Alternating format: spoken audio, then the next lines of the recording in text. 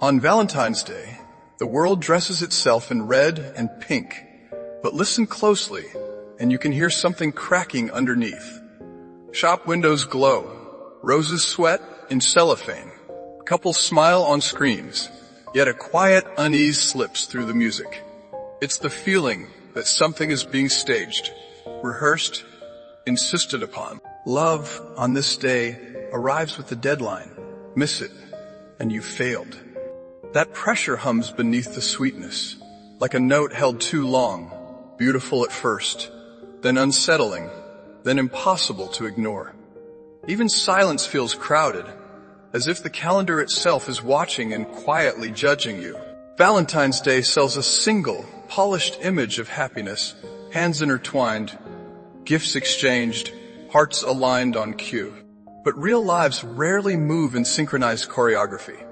Some people wake alone, scroll through curated joy, and wonder what they did wrong. Others stay in relationships that ache, because being alone today feels worse than being unhappy together. Comparison creeps in softly, turning affection into performance. Love becomes something measured, displayed, proven. And when your life doesn't match the picture, the gap doesn't shout. It whispers, persistent and personal. No alarms sound, yet the weight settles deep in the chest that day alone. For many, the day doesn't arrive with heartbreak, but with a dull pressure behind the eyes. Expectations hover everywhere, unspoken yet heavy. You're supposed to feel chosen, wanted, complete. If you don't, the problem seems to be you. The holiday doesn't scream. It sighs. It turns absence into a mirror, reflecting fears people already carry quietly. Am I behind? Am I unlovable? Am I invisible? These questions don't need answers to hurt. Their presence alone reshapes the mood. They linger through conversations, advertisements, and songs, coloring ordinary moments with doubt, and a faint sense of loss that day returns annually. Even joy can feel fragile on Valentine's Day. Couples measure themselves against imagined standards, wondering if their love is visible enough. Is the gift meaningful enough? The gesture romantic enough? The silence between questions grows tense. What should be tender becomes evaluated. Love, once private, is pulled into the open and judged by symbols. When affection is filtered through expectation, sincerity thins. People smile while calculating, hoping they passed an invisible test. The day promises connection, yet quietly introduces anxiety, making closeness feel conditional rather than safe. Something intimate is lost when affection must prove itself publicly to everyone watching. For those without a partner, the day stretches longer than others. Time slows inside restaurants, on sidewalks, in quiet rooms. Empty chairs seem louder. Notifications feel sharper. The world appears paired off, moving in doubles while you walk singularly through it. Loneliness here isn't dramatic, it's observational. It's noticing patterns you usually ignore. It's the subtle feeling of being out of sync with the moment everyone else seems to understand instinctively. No one points it out, yet the separation feels undeniable. It doesn't announce itself, but it settles in, patient, waiting for the day to end without ceremony or comfort. Social media intensifies this feeling without raising its voice. Perfect moments float past, polished and effortless. Flowers arrive on screens before they arrive in real life, if they arrive at all. The feed becomes a silent scoreboard, tallying affection in images. You're not told to compare yet, comparison happens automatically. A quiet arithmetic forms: who is celebrated, who is chosen, who is visible. The holiday becomes a lens that magnifies gaps people usually manage to live with today. Those gaps feel closer.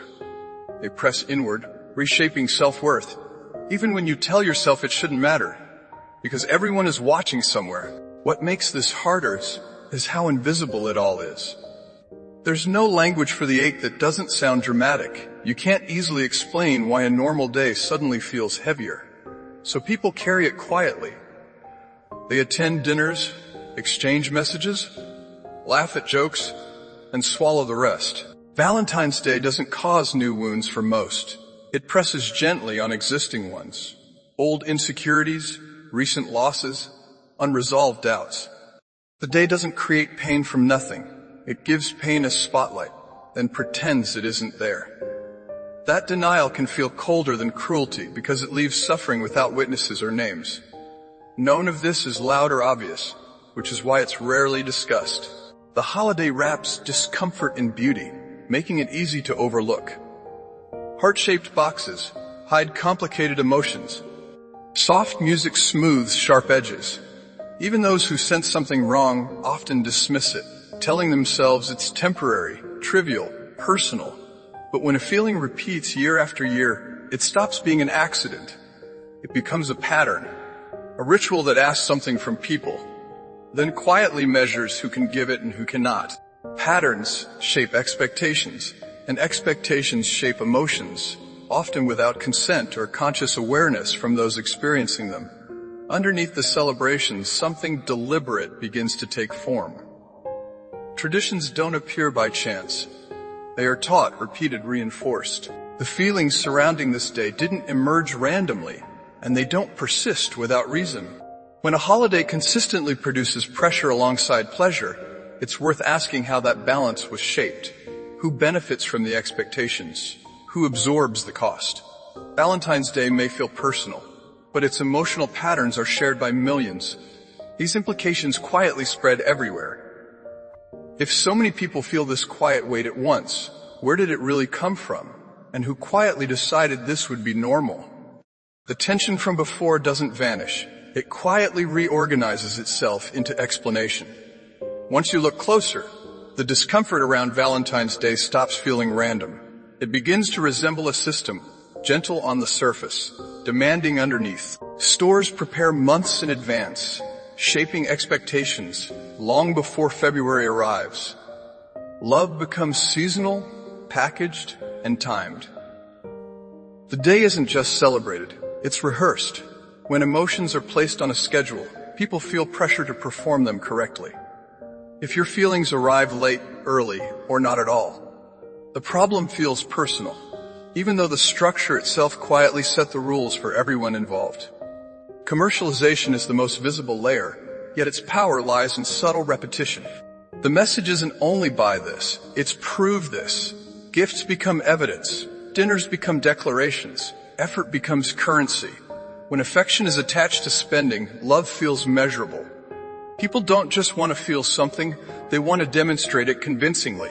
Even those who reject the spectacle feel its presence, because absence also communicates. Choosing not to participate can look like indifference. The market doesn't force emotion directly. It frames the stage so that emotion must appear in recognizable, purchasable forms that seem socially acceptable today to everyone. Social media intensifies this framework by adding an audience. Love no longer happens privately. It is documented, shared, and ranked. Photos replace feelings. Captions replace conversations. A relationship can feel stable until it's compared to another one online. Valentine's Day magnifies this effect, turning feeds into galleries of romance. Those images rarely show doubt, boredom, or complexity. They show highlights only. Viewers internalize these moments as standards, not snapshots. The mind quietly adjusts expectations upward, then wonders why real life feels flatter, quieter, and somehow insufficient by comparison. Especially during emotionally charged holidays like this one, every single year repeatedly. For singles, the pressure concentrates into identity. The day asks a question without speaking it. Why are you alone? Even confident people feel it flicker. Invitations dry up, conversations narrow. Well-meaning comments land awkwardly. Valentine's Day turns singleness into a temporary condition that feels like a problem to solve. It reframes solitude as deficiency. This isn't cruelty. It's atmosphere. When celebration assumes pairing, those outside the frame feel unseen.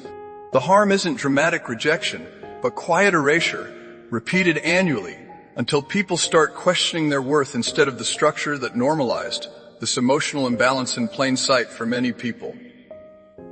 For long-distance couples, A holiday exposes distance with precision. Screens substitute for touch.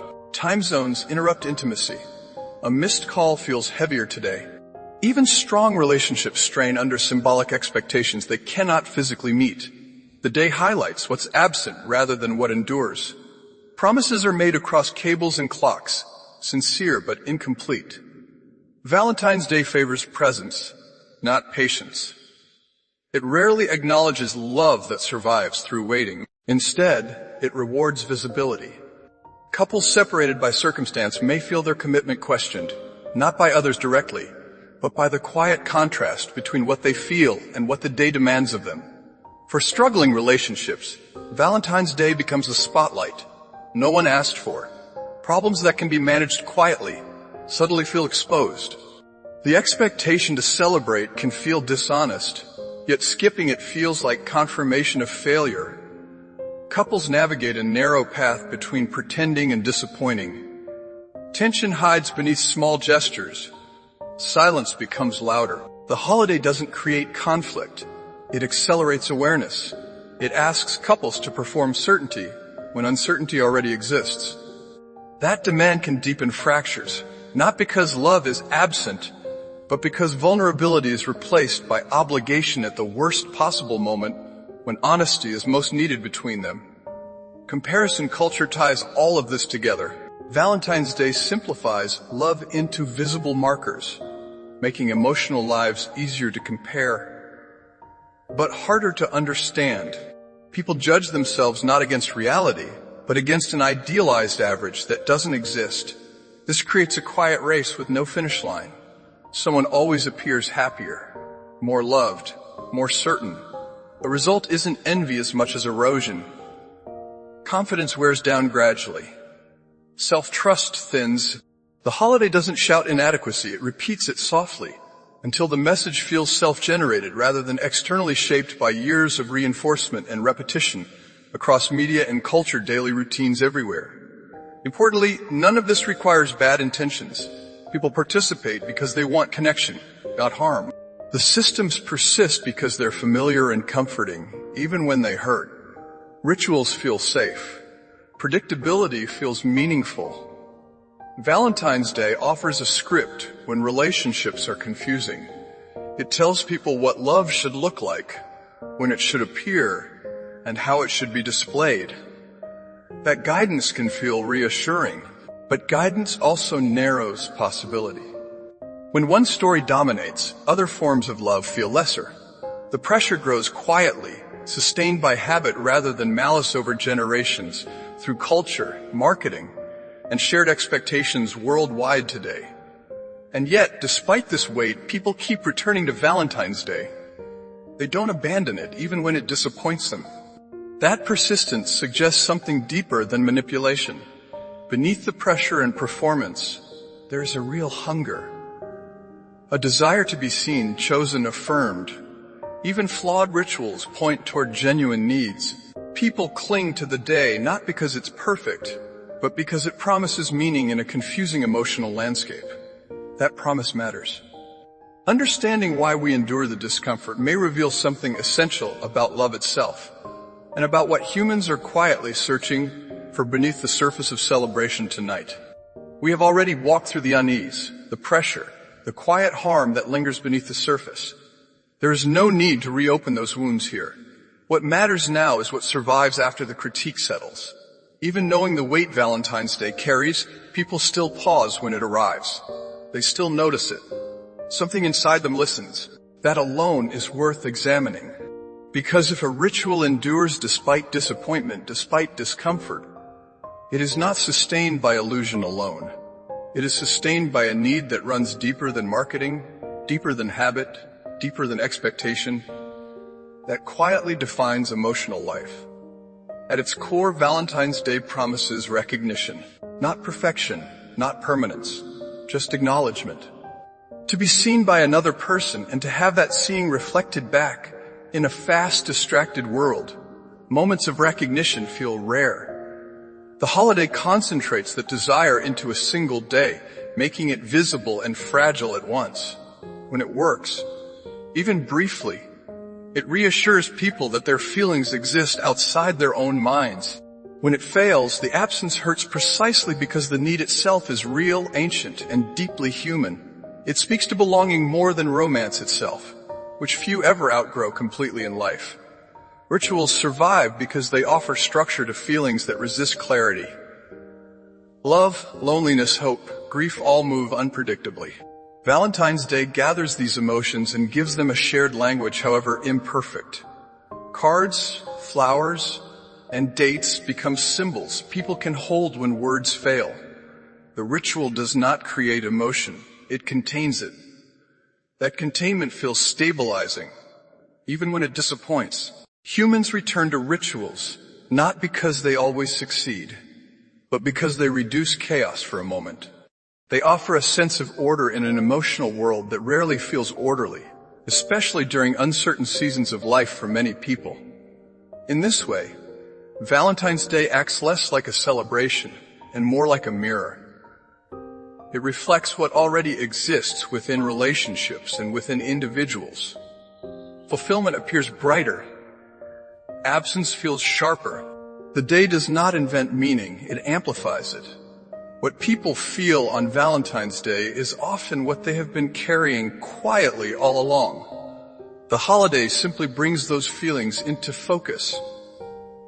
It shows where connection flows easily and where it strains, without assigning blame, without offering solutions, only revealing emotional contours already present in modern lives shaped by expectation and constant emotional visibility that few question openly. This is why the day still carries power, not because it gets love right, but because it insists love matters. Even flawed recognition can feel better than silence. Being acknowledged, even imperfectly, affirms existence. Valentine's Day says, in its own limited language, that connection deserves pause. For people navigating a fragmented world, that pause can feel grounding. It creates a moment where emotions are allowed to surface, even if they arrive tangled. The meaning lies less in roses or cards and more in the shared permission to feel without explanation or justification required by anyone involved in that moment alone. Valentine's Day also exposes how deeply people long for emotional certainty, to know where they stand, to feel chosen even temporarily. Modern life rarely offers such clarity. Relationships evolve, identities shift, and belonging feels conditional. A designated day promises definition, even if briefly. It draws a line around emotion and says this matters now. That promise explains both the hope and the hurt. When meaning is scarce, even fragile, meaning feels precious. People accept the risk of disappointment because the alternative, emotional invisibility, feels far colder in a crowded, distracted social landscape, where attention rarely lingers on inner lives anywhere. When viewed this way, the darkness around Valentine's Day becomes less accusatory and more informative. It shows where people ache, where they hope, where they fear being forgotten. The discomfort is data, not failure. It maps emotional terrain society struggles to discuss openly.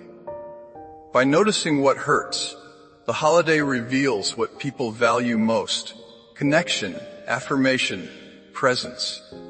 These needs are not shallow. Even when expressed awkwardly, they persist beneath criticism, beneath fatigue, beneath cynicism. Valentine's Day survives because it touches something essential, even when it misses the mark and reflects emotional truths many avoid daily until they surface here briefly. This does not redeem the harm, nor does it erase the loneliness many feel, but it reframes the holiday's persistence as a clue rather than a contradiction. People do not return to Valentine's Day out of ignorance. They return out of longing, longing for reassurance, longing for meaning, longing to believe that love, however defined, still has a place in public life. The holiday becomes a shared emotional checkpoint, imperfect, but recognizable. It gathers people around a question they may not ask aloud, but feel deeply about connection in an uncertain age marked by distance and noise and emotional fragmentation. So if Valentine's Day causes pain, its return is not a contradiction, but a confession. a confession that people still want to be seen, that they still hope their inner lives matter to someone else. The holiday endures because it names a hunger that has no simple cure. People return to it the way they return to mirrors, not to admire perfection, but to confirm they exist. Beneath the performance and pressure, there remains a quiet human truth. We keep coming back to what reminds us that love, in any form, is still worth noticing, even when it hurts us.